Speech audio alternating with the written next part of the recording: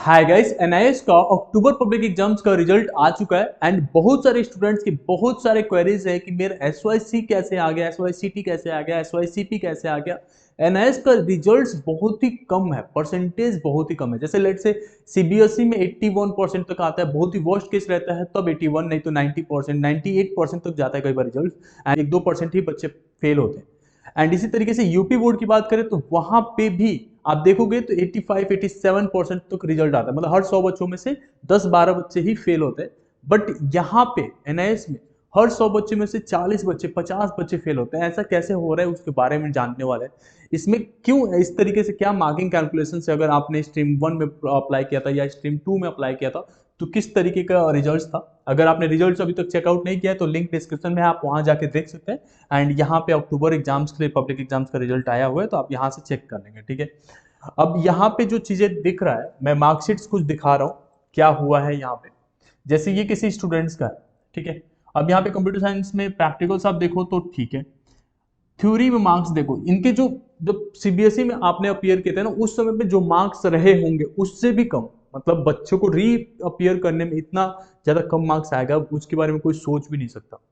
उसके बाद से यहाँ पे आप देखिए तो कुछ स्टूडेंट्स पास हुए, और पास हुए हैं तो परसेंटेज ही नहीं है, मतलब 50-60% लेके कोई क्या करेगा। 50% एनआईएस में परसेंटेज बन ही नहीं रहा है बच्चों के, मतलब अप्रोक्सीमेटली हमने देखा, मतलब नोटिस किया, ऑलमोस्ट जितने भी क्वेरीज हमारे पास आए उसमें से हम नोटिस कर पा रहे हैं कि बहुत ही रेयर केस में किसी को 80% जा रहा है, किसी को 90% जा रहा है।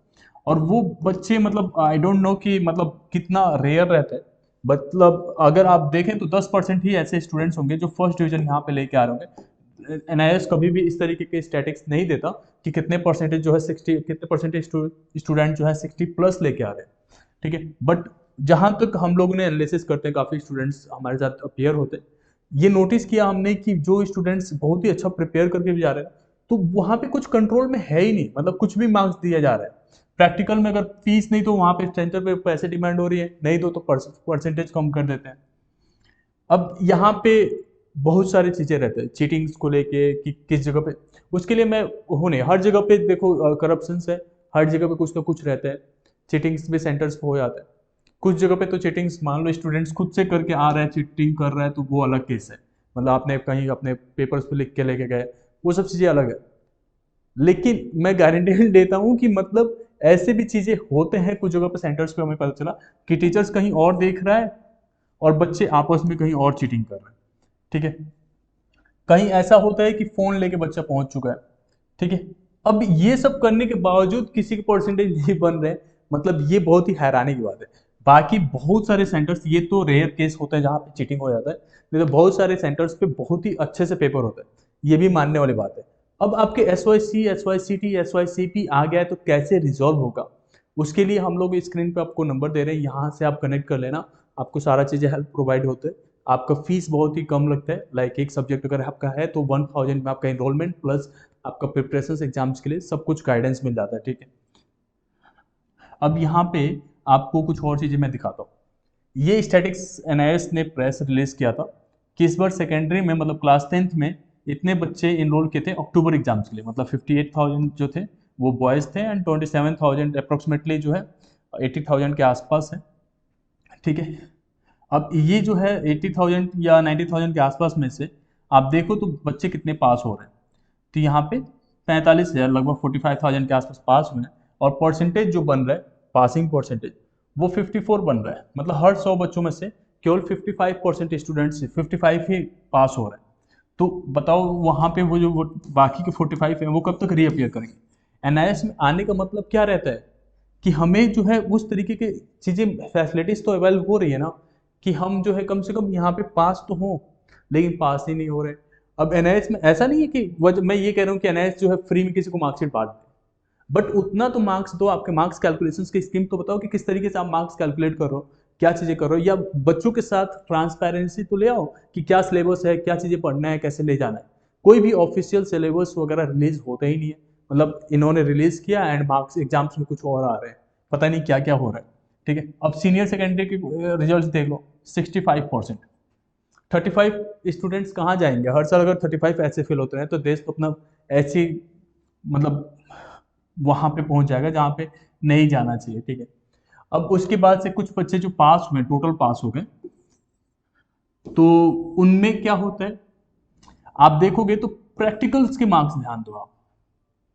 जैसे अक्टूबर में आप जब अप्लाई करते हो स्ट्रीम 2 में, ठीक है, अगर आपका स्ट्रीम 2 में था तो उसमें असाइनमेंट नहीं होता। आई एग्री कि असाइनमेंट नहीं है तो आपके असाइनमेंट के मार्क्स दिखेंगे ही नहीं, बट प्रैक्टिकल तो 20-20 नंबर का था ना, बायो, केमिस्ट्री और फिजिक्स। 20-20 नंबर में से 7 नंबर 7 नंबर 8 नंबर कैसे मिल रहा है? आप जब स्ट्रीम 2 में एडमिशन दिला रहे हो बच्चे को, तो वहां पे तो फॉर्मेटिव होना ही नहीं है, समेटिव के बेस पे ही तो मार्क्स मिलेगा। तो समेटिव जब 20 मार्क्स का है तो 20 में से कौन सा ऐसा स्कूल है जहाँ पे प्रैक्टिकल्स में से 7 नंबर मिल रहा है? आप लोग किस तरीके से कॉपी चेक करवा रहे हो, कहाँ पे सेंटर्स दे रहे हो, जिसको कोई इन्फॉर्मेशन नहीं है प्रैक्टिकल के मार्क्स कैसे देने बच्चों को? अब यहाँ पे तो प्रैक्टिकल्स की बात छोड़ दो, मार्क्स देख लो आप इनके, 35, 34, 26 आ रहे हैं, 40%, 45% नंबर। ये बच्चा क्या ही करेगा एनआईएस का मार्कशीट लेके? कुछ भी तो नहीं, बस ये बस बताने के लिए हो गया कि क्लास 12 हमने पास कर लिया है। इससे ना नीट में जा सकता है, ना बी फार्मा वगैरह कर सकता है, या जाएगा भी तो बहुत ही वर्स्ट कॉलेज मिलेगा। इस तरीके से तो आप बच्चे के फ्यूचर से बर्बाद कर रहे हो ना। तो ऐसे कम से कम जो चीज़ें होता है सीबीएसई के, आप किसी भी बच्चे का मार्कशीट उठा के देख लो, कभी भी प्रैक्टिकल्स के मार्क्स आपको 25 से नीचे दिखेगा ही नहीं। 30 में से प्रैक्टिकल होता है, 25 से ऊपर ही मिलता है। यहाँ पे आप ये देख लो, यहाँ पे देख लो आप, पेंटिंग, पेंटिंग के एग्जाम्स कितने में होते हैं?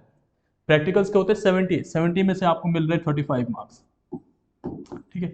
इवन दो मतलब ये 70 में से कम नहीं मिलना चाहिए 65। अब स्टूडेंट्स वहाँ परफॉर्म तो कर रहा है ना, सारा चीज़ करने गया। अब आप यहाँ पे जब अक्टूबर के स्ट्रीम 2 में एडमिशन लिया है आपने, तो उसके हिसाब से अरेंज करो ना। और उसके साथ साथ आपका जो होता है मार्क्स कैलकुलेशन अलग अलग स्ट्रीम के हिसाब से है, ऑन डिमांड में है। मतलब आप अगर ये वीडियो देख रहे हो ना, अगर कोई ऑफिशियल भी देख रहा है, तो आप प्लीज़ इस पर सोचिए। आपने अलग अलग स्ट्रीम दे रखा है, तो मार्क कैलकुलेशन आपका किस तरीके से हो रहा है? अगर प्रो डाटा बेसिस पे हो रहा है तो उसके हिसाब से मैनेज कराइए।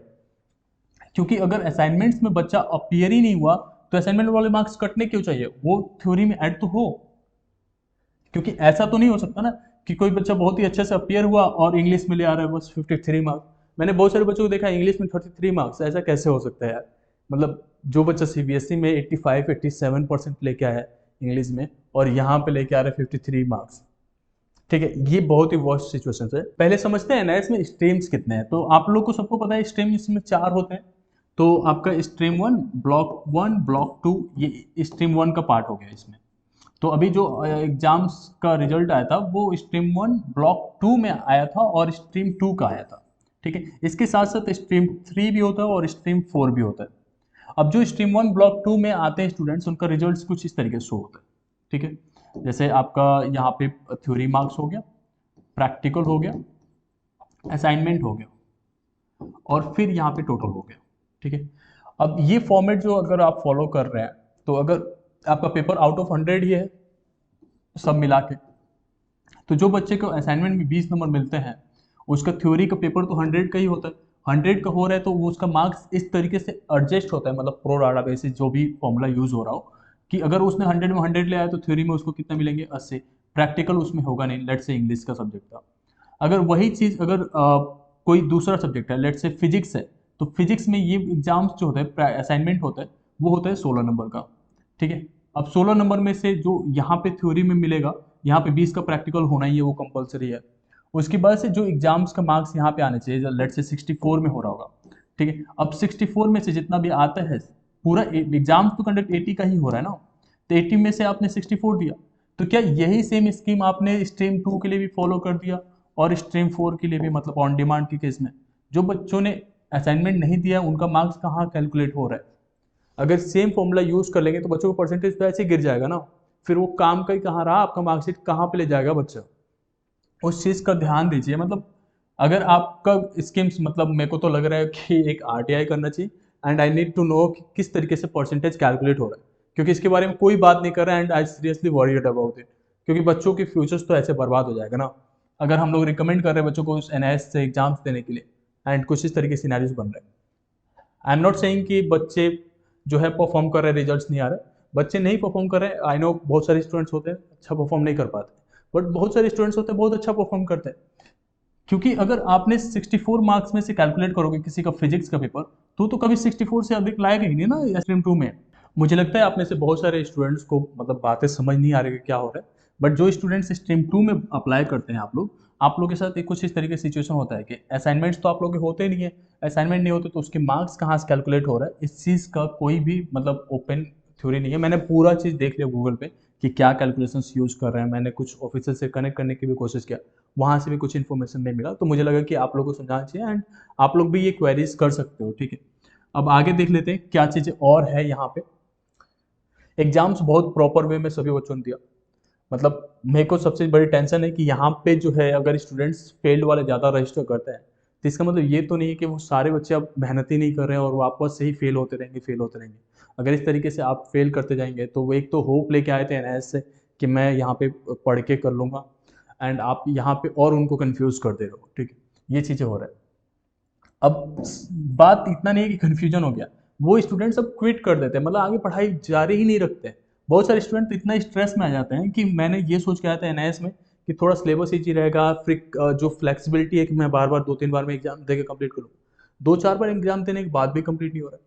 आप यहाँ पे देखिए सारा इस बच्चे ने जो है 37, 50, 48, 46 सभी मेन सब्जेक्ट्स में लेके आ गया।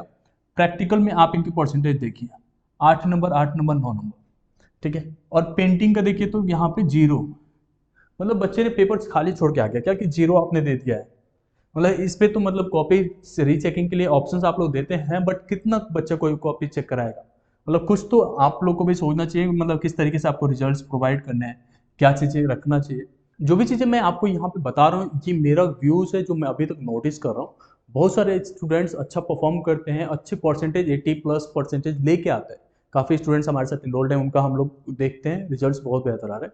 मतलब जब स्टूडेंट्स जो है इस तरीके के रिजल्ट्स लेके आने लगते हैं जहाँ पे एसवाईसी और उम्मीद ये रहता है कि मेरा 75+ हो जाए और मैं जेई में जाऊँगा, तब बहुत ही दुख होता है। मतलब आई डोंट नो कि how they are proceeding with the results and all. मतलब ये चीज़ें जो है एक दुख ही करने वाला चीज़ होता है कि आप जो है ऑप्शंस ठीक से अवेल नहीं करा पा रहे हो। आप अगर इतने बड़े संस्था को चला रहे हो तो सारी चीज़ें प्रॉपरली मेंटेन होना चाहिए। मैं देखता हूँ कई बार ऑन डिमांड में स्टूडेंट्स अप्लाई करते हैं एंड फेल होने का जो परसेंटेज है वो बहुत हाई है। मतलब वो ठीक है फेल होने का परसेंटेज, क्योंकि जो स्टूडेंट्स ऑलरेडी फेल्ड हैं वो रीअपियर कर रहे हैं तो फेल कर दिया आपने जो भी है, मतलब वो परफॉर्म नहीं किया होगा माइट भी। बट आपका जो प्रैक्टिकल वाला साइड है जिसमें आप 8 नंबर दे रहे हो, ये क्या से है? मतलब 20 नंबर के प्रैक्टिकल में से आपने 8 नंबर दे रखा है बच्चे को, ये किस तरीके से मतलब अवाइल करता है? या तो आप कह दो कि भाई मेरा जो है थ्योरी के बेसिस पे हम देते हैं, बच्चा बहुत ही अच्छा थ्योरी में परफॉर्म करता है तब भी। ये इंग्लिश के परसेंटेज देख लो, 37 मार्क्स किसको आ रहे हैं इंग्लिश में? कोई भी बोर्ड ऐसा नहीं होगा जिसमें 100 में से 37 मार्क्स देगा।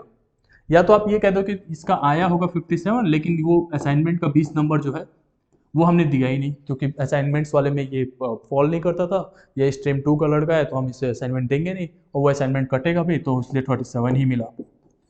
अगर कुछ इस तरीके का है तो वो भी बता दीजिए जिससे कि उस तरीके से प्रिपेयर करे बच्चा।